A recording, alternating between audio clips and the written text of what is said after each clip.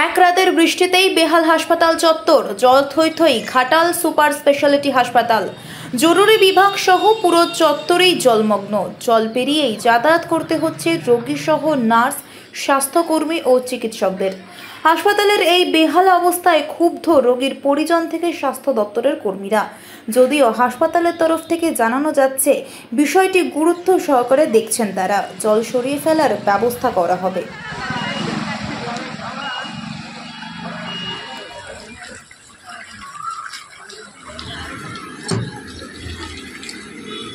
Doctor দেখান কোথায়?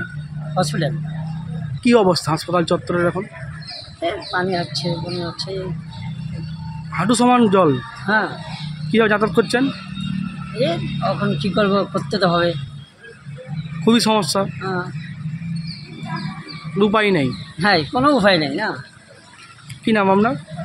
কামরুল মোহাম্মদ কামরুল হাসান, বাড়ি? ঘাটাল।